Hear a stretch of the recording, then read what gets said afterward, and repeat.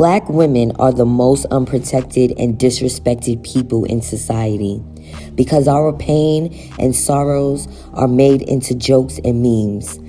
We are being mistreated, abused, and discarded at the hands of men, oftentimes Black men, who are supposed to love us, protect us, and provide for us. Instead, we are the breadwinners. We are the head of our households. And either we are too strong or these niggas is too weak. These heartbreaking stories are centered in the Black community all over the United States. Stories of domestic violence, rage, and even death. What do you do when love isn't enough? On New Year's Day 2022, ALEXIS GARTH posted a photo with boyfriend Kyron Yarborough on Facebook in front of their new home in Athens. The caption read, "When they try to count you out, make them count you in. We beat the odds." The hashtags Happy New Year and New Home accompanied Garth's joyous post. Exactly 1 year later, New Year's Day 2023, Garth was found bleeding to death in the driveway of that home after police and family say Yarborough shot her multiple times during a domestic dispute. She was excited to move into a bigger house for her and her kids, Garth's sister Miracle Scott said in an interview with AL.com. She didn't think it would be the place she died too. Garth, a 26-year-old mother of two daughters, ages 3 years old and 8 months old, died Sunday morning after her family said she was shot 5 times while trying to shield her 3-year-old, who hid under a car in the driveway of a family's home on Oakdale Ridge Lane, family and police say. Yarborough, 20, is charged with capital murder. Charging documents against him state the charge is capital because Garth was killed in front of her 3-year-old daughter. A Limestone County judge on Tuesday ordered Yarborough be held without bond. The ruling noted that Yarborough was convicted in 2019 at the age of 16 of another crime. For the 2019 conviction, he received a 36-month suspended sentence and put on probation for 24 months. His probation was later revoked sometime after the picture of him and Garth was posted online in January 2022, and he was ordered to serve time in state prison. According to District Judge Gray West's order, Yarborough was granted mandatory release on December 2nd, 2022, even though his end of sentence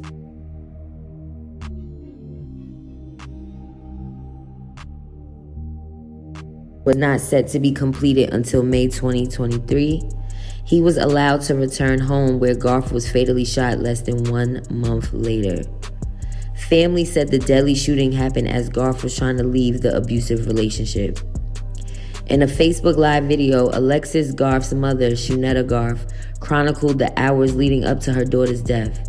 The video was posted in response to people seemingly defending Yarborough on social media.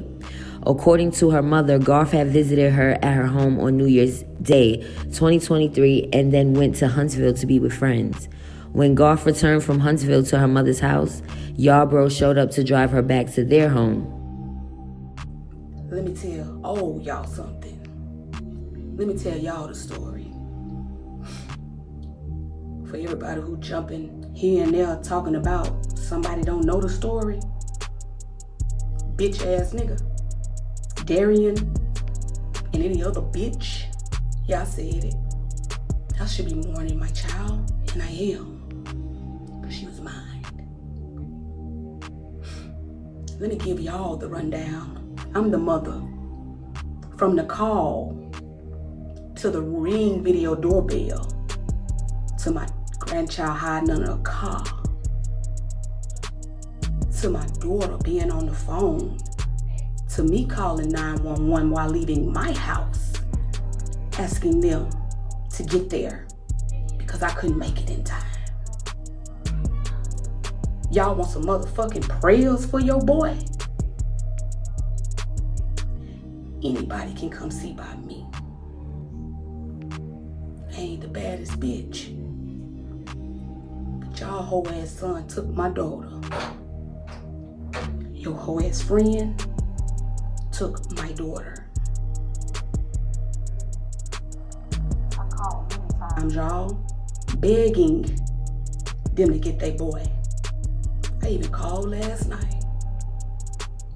But let me tell y'all what happened. So here it go. My daughter was here with me last night. See you for a little while. And I'm gonna go to Huntsville and be with my friends. I said, okay. And that's just what she done. Here. And they drove Alexis' car.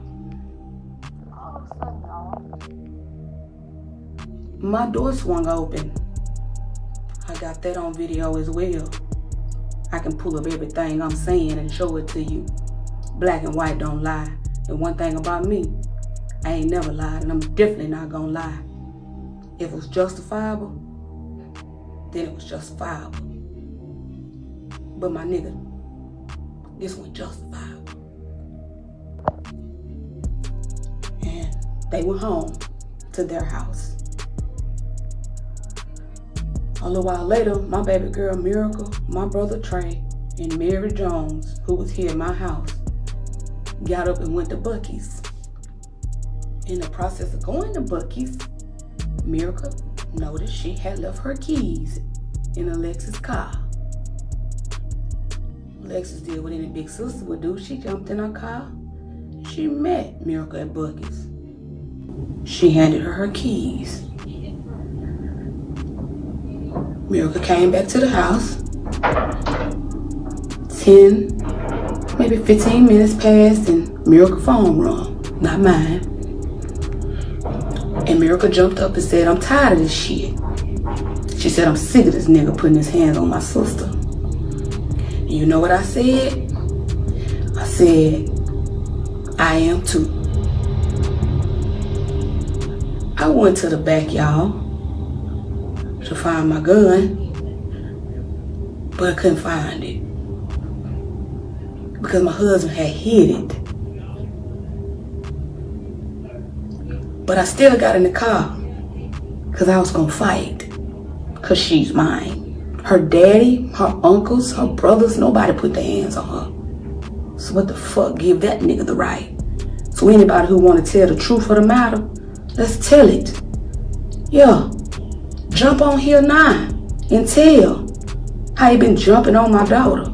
Tell how you bit her in the face about 2 weeks ago. Tell how you flew up in levels and pulled a pistol on my sister, and my sister said you're gonna have to kill me because that's mine. Let's talk about it, since y'all wanna justify it. I'm here. Anybody can come see by me on that.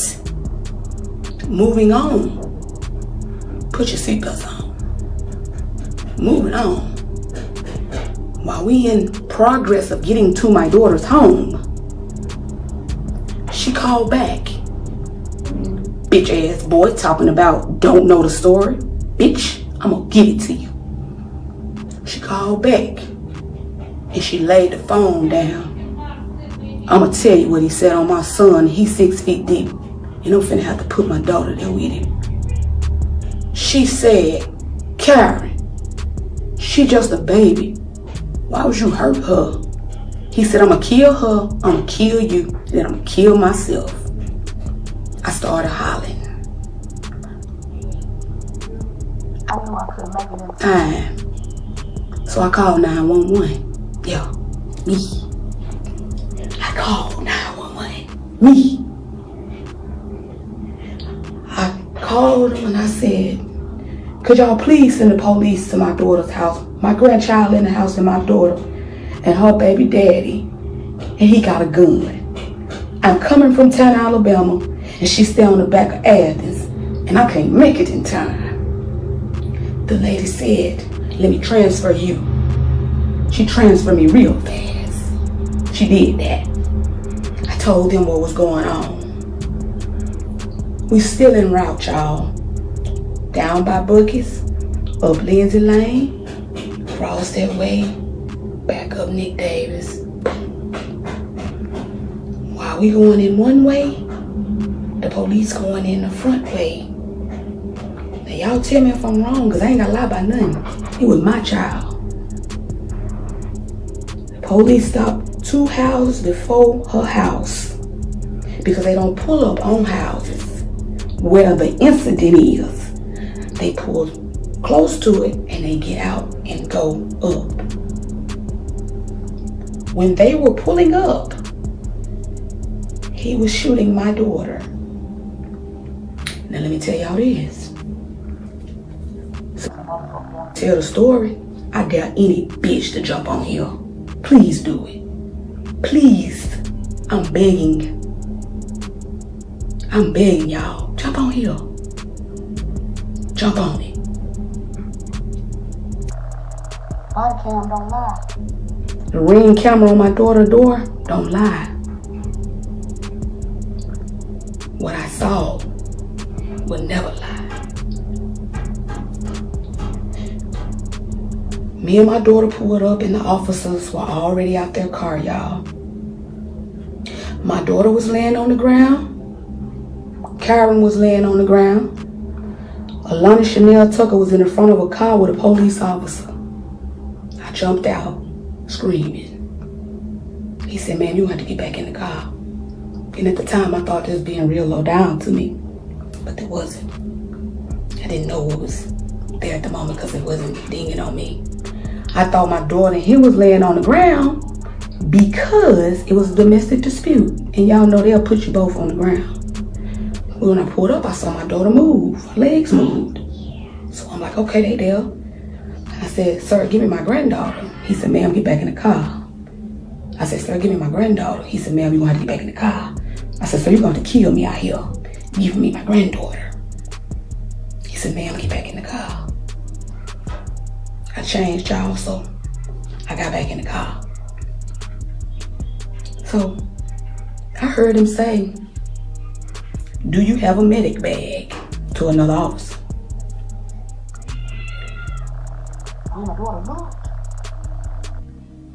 And that's when realization kicked in that my daughter wasn't laying there because she was in a domestic whatever, waiting on them to figure it out.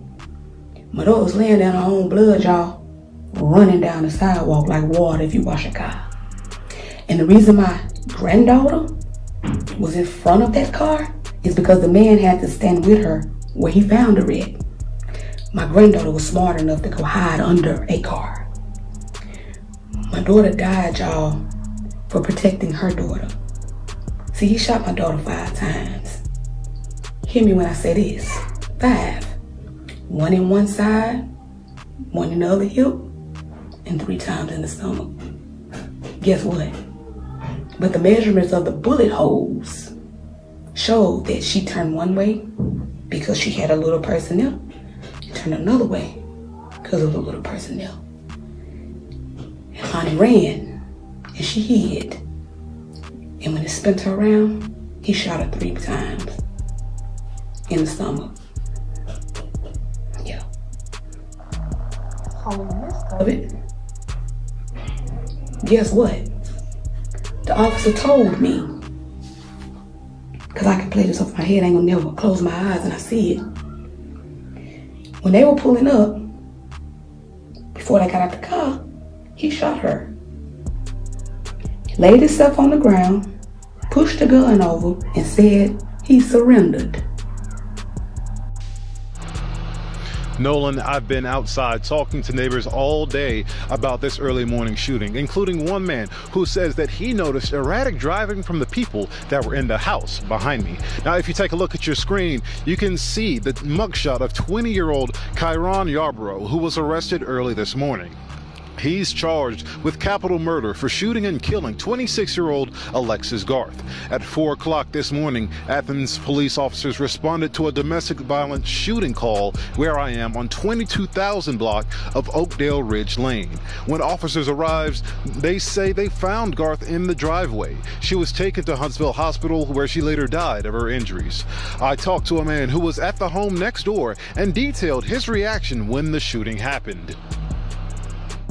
Went back to poke my head back outside to see what was going on, and I heard 3 gunshots, so I shut the door, locked it, and then within, I don't know, 2 or 3 minutes, there was already cop cars here. So I didn't know exactly what happened. I thought maybe there was a robbery going on, but I don't think so after, reading a bunch of stuff.